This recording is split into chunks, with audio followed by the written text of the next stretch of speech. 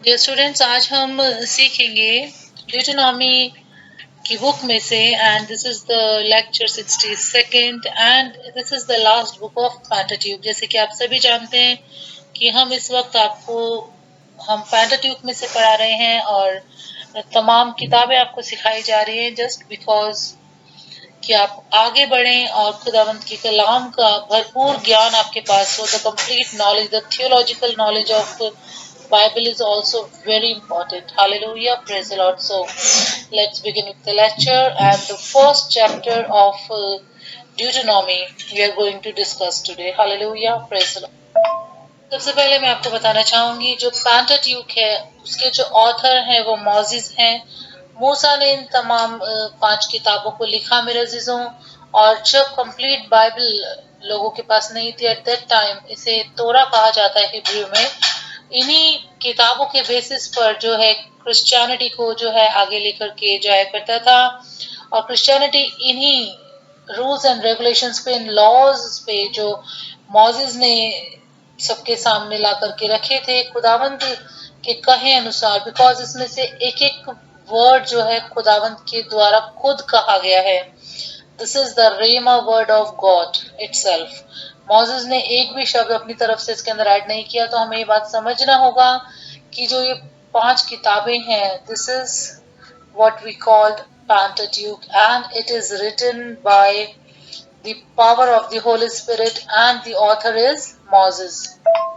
में देखते हैं मेरे अजीजों, मूसा ने हमेशा ये चाहा कि इजरायली लोग जो खुदावंद की निज प्रजा है, जिसे आप बनी इजराइल कहते हैं, वो हमेशा खुदावंद के कलाम पर चलने वाले बने, ना ही केवल सुनने वाले। आपने हमेशा देखा होगा कि हमेशा मौजिज इसी बात पे एम्फसाइज करता है कि कार्य करने का प्रयास करो। Try to do the good work, try to do the work. क्योंकि सभी लोग सोचते हैं कि सिर्फ कहने भर से हो जाता है। मेरा अजीज, ऐसा नहीं है। क्योंकि जब आप याकूब 1:22 पढ़ेंगे, याकूब की पत्री में से पहला जो चैप्टर है उसका 22nd वर्स आप पढ़ेंगे, वहां पे भी लिखा है कि जो है बिना मतलब प्रगटीकरण के, बिना आप करके दिखाए किसी भी चीज को साबित नहीं कर सकते। अगर आप विश्वास करते हैं तो आपको कर्म भी करके दिखाना होगा, काम भी करके दिखाना होगा। अगर आप काम करके नहीं दिखाएंगे तो आपका विश्वास अधूरा माना जाएगा। उसी तरह से हम देखते हैं कि इन तमाम किताबों के वसीला से मौजिज यही समझाना चाहते हैं कि वचन पे चलने वाले बनो, ना ही केवल सुनने वाले। तो हम आज इस लेक्चर के बेसिस पे यही चाहेंगे कि आज अपने करंट लाइफ के अंदर भी आप ये तालीम हासिल करें कि आपको कलाम पे चलने वाला बनना है। और जिस तरह से मौजिज लीड करता था तमाम इजरायली कौम को, इस पूरी कांग्रेगेशन को, तो आज आप में से भी बहुत से लोग यहाँ से जब पढ़ करके निकलेंगे, बहुत सारे लोग मौजिज की तरह एक अच्छे लीडर साबित होंगे। Hallelujah, praise. और मैं आपको बताना चाहूंगी कि जो थीम है, जो मेन बेसिस है इन 5 किताब का, वो ये है कि मौजिज ने ये चाहा और ये उम्मीद रखी बनी इजराइल से कि वो समझे कि परमेश्वर किस तरह का जीवन पसंद करते हैं और खुदावंद की क्या मर्जी है। आखिर खुदावंद क्या चाहते हैं अपने लोगों से। तो उसे भरपूरी से, पूरे समर्पण के साथ मौजिज ने उनके सामने रखा। और यहाँ पे आप सभी देखेंगे कि उत्पत्ति जब आप पढ़ते हैं तो आपको समझ आता है the creation of man, the creation of the entire world, the universe, each and everything हम वहां देखते हैं।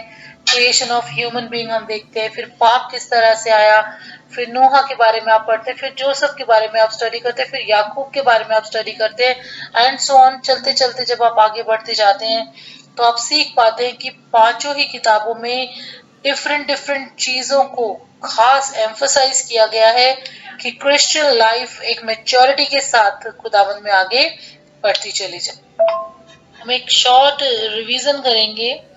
तो पैदाइश की किताब में आपने देखा कि इजरायलियों के चुने जाने के बारे में यहाँ पर पूरी तरह से डिस्क्राइब किया जाता है। उसके बाद जब आपने निर्गमन की बुक में से स्टडी किया, वहां पे हम देखते हैं कि एम्फसाइज किया गया है कि किस तरह से नियम और कानूनों का पालन करके आगे बढ़ना चाहिए।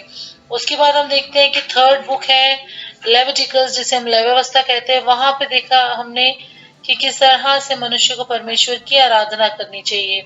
उसके बाद गिनती की किताब जब आप देखते हैं, अभी आप स्टडी कर रहे हैं, तो गिनती की किताब में आप देखते हैं कि किस तरह से इजरायली लोगों ने विल्डरनेस में अपनी लाइफ को काटा और जंगल में उनका किस तरह का जीवन रहा, उसके बारे में यहाँ पे पूरा हिस्टोरिकल डिस्क्रिप्शन मिलता है।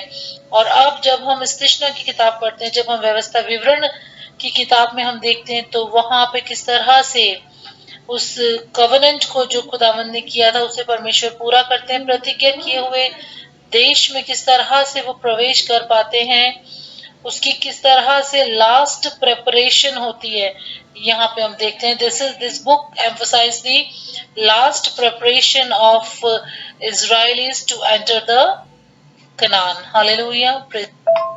यहाँ पे हम देखेंगे जो फर्स्ट चैप्टर ऑफ डिटोनॉमी है उसका हम कंपैरिजन करते हैं नंबर्स की बुक के 13th एंड 14th चैप्टर से, क्योंकि जब आप गिनती की किताब का 13वां और 14वां अध्याय पढ़ेंगे, जिसे हम नंबर्स कहते हैं, द बुक ऑफ नंबर्स, तो वहां पे आपको सेम यही सारी चीजें मिलेंगी जो आज हम ड्यूटोनॉमी के फर्स्ट चैप्टर में यहाँ पर सीख रहे हैं।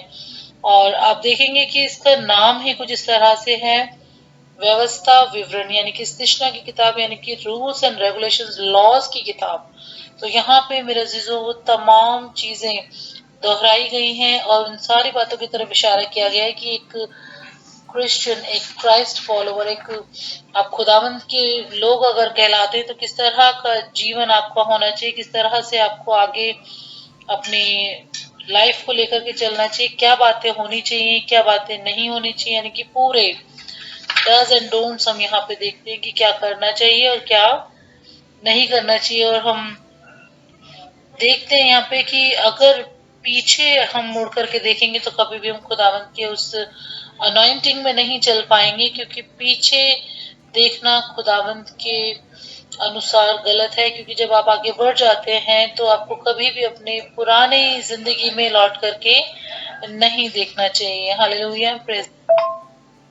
हम जब इस फर्स्ट चैप्टर के अंदर और आगे के आप कुछ चैप्टर्स को जब आप स्टडी करेंगे, 8th चैप्टर में खास करके और 6th चैप्टर में जब आप जाएंगे, तो यहाँ पे हम देखेंगे कि वो तमाम वर्स, तमाम वो कलाम आपको नजर आएगा जो मसीह यीशु ने जब अपनी मिनिस्ट्री को स्टार्ट करने से पहले, जब वो 40 डेज के लिए उपवास प्रार्थना में थे, उस वक्त में जब आखिरी दिन उनकी परीक्षा की गई, तो एट दैट टाइम जब शैतान उनसे मुखातिब था और खुदावंद यीशु मसीह को उसने भरपूर कोशिश की गिराने की, उस समय खुदावंद ने जो कलाम इस्तेमाल किया था वो ही सेम पदों को हम यहाँ पर मेंशन देखते हैं। हालेलुया।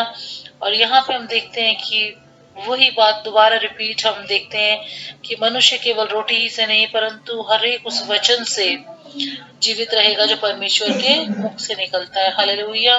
और प्रभु यीशु ने कहा कि तू प्रभु अपने परमेश्वर की परीक्षा ना कर, तू केवल अपने परमेश्वर के आगे ही सजदा कर। ये सारी बातें आपको व्यवस्था विवरण की किताब में देखने को मिलेंगी। So it is the very important book for each and every Christian.